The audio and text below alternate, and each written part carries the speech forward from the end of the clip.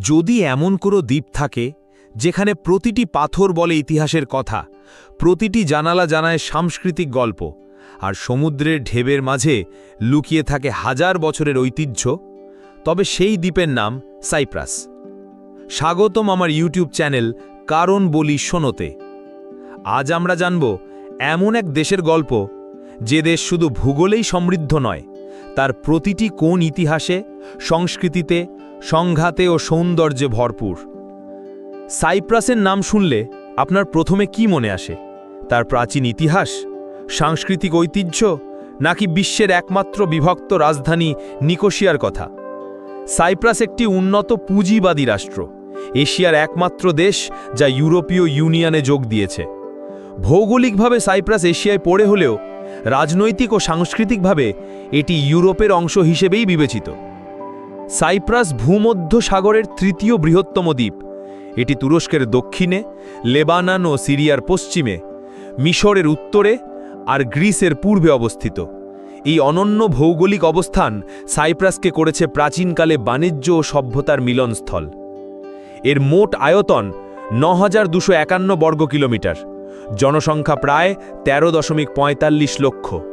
রাজধানী নিকোসিয়া, সরকারি ভাষা গ্রিক ও তুর্কি। সাইপ্রাসের ইতিহাস বহু প্রাচীন। ব্রোঞ্জ যুগ থেকেই এখানে মানুষের বসবাস ছিল। এটি প্রাচীন মিশর, আসরিয়া, পারস্য প্রভৃতি সাম্রাজ্যের প্রভাবের অধীনে ছিল। খ্রিস্টপূর্ব ১৫০০ সালের দিকে গ্রিকরা এই দ্বীপে বসতি স্থাপন করে। গ্রিক ভাষা, সংস্কৃতি ধীরে ধীরে স্থানীয় সমাজে মিশে যায়। পরে আলেকজান্ডার দ্য গ্রেট দ্বীপটি দখল করেন এবং দ্বীপটি গ্রিক সংস্কৃতির শক্তিশালী অংশে পরিণত হয়। এই সময় শিল্প, স্থাপত্য, সংস্কৃতি সবই বিকশিত হতে থাকে। শহর রাষ্ট্র গড়ে ওঠে, যেমন পাফোস।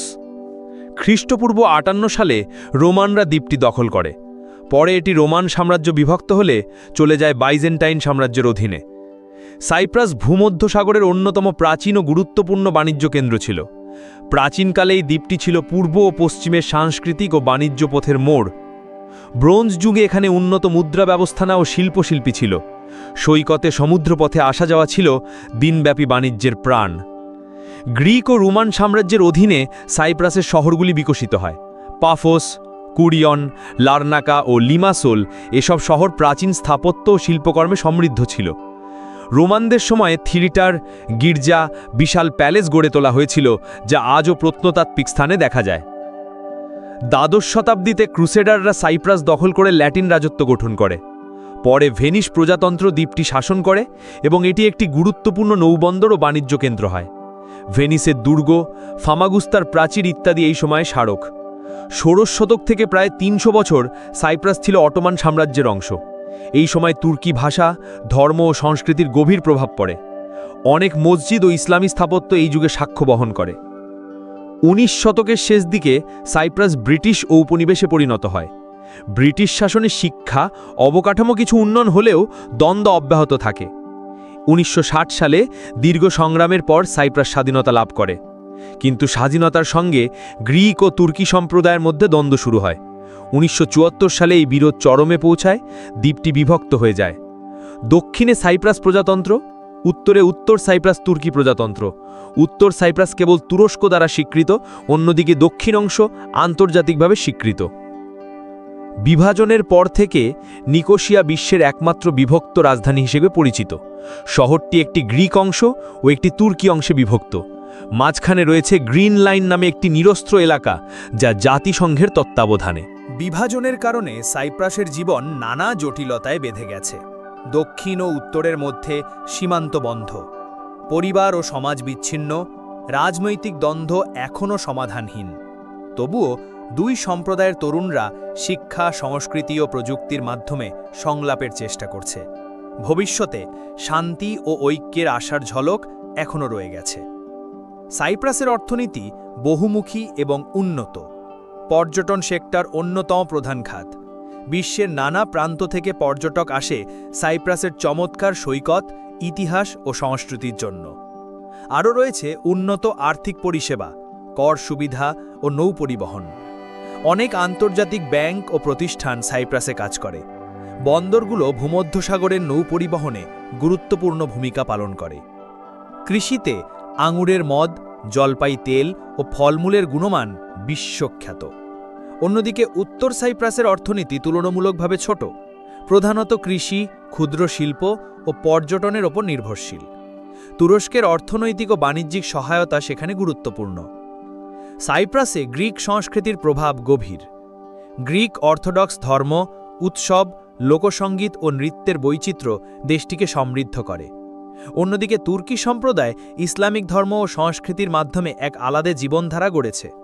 মসজিদ ও চার্চ, ইফতার ও বড়দিন সবই এখানে মিলেমিশে এক বিশেষ সাংস্কৃতিক সমাহার তৈরি করেছে। খাবার দাবারেও সাইপ্রাসের বৈচিত্র্য লক্ষণীয়। গ্রিক ও তুর্কি রান্নার ঐতিহ্য একে অন্যের সঙ্গে মিলেমিশে হয়েছে।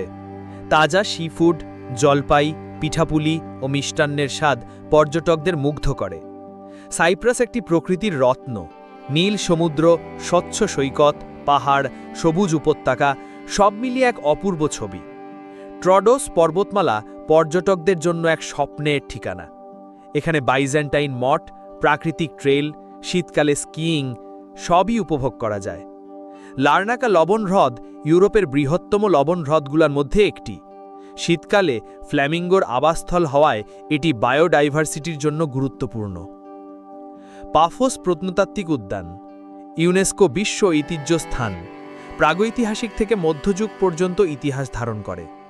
লিমাসোল দুর্গ ১৩ শতকের ক্রুসেডার দুর্গ, এখন একটি জাদুঘর। কুরিয়ন প্রত্নতাত্ত্বিক স্থান, রোমান ও গ্রিক স্থাপত্যের নিদর্শন। নিকোসিয়া বিশ্বের একমাত্র বিভক্ত রাজধানী, যেখানে আছে সেলিমিয়ে মসজিদ, সেন্ট জন ক্যাথেড্রাল এবং ফামাগোস্তা গেট। আফ্রোডাইটের পাথর, প্রেম ও সৌন্দর্যের দেবী আফ্রোডাইটের জন্মস্থান। ট্রডোস পর্বতমালা প্রাকৃতিক ট্রেল, গ্রাম ও বাইজেন্টাইন মঠের জন্য বিখ্যাত। লার্নাকা লবণ হ্রদ ও ফ্ল্যামিঙ্গোর আবাসস্থল। সাইপ্রাস শুধু একটি দ্বীপ নয়, এটি ইতিহাস, সংঘাত, শান্তি ও সংস্কৃতির এক অনবদ্য জার্নাল। বিভাজনের অন্ধকার কাটিয়ে ওঠার জন্য নতুন প্রজন্মের হাত ধরেছে বিজ্ঞান, শিক্ষা, প্রযুক্তি ও সংস্কৃতি। আশা রয়েছে একদিন এই দ্বীপ হবে শান্তি ও ঐক্যের দৃষ্টান্ত।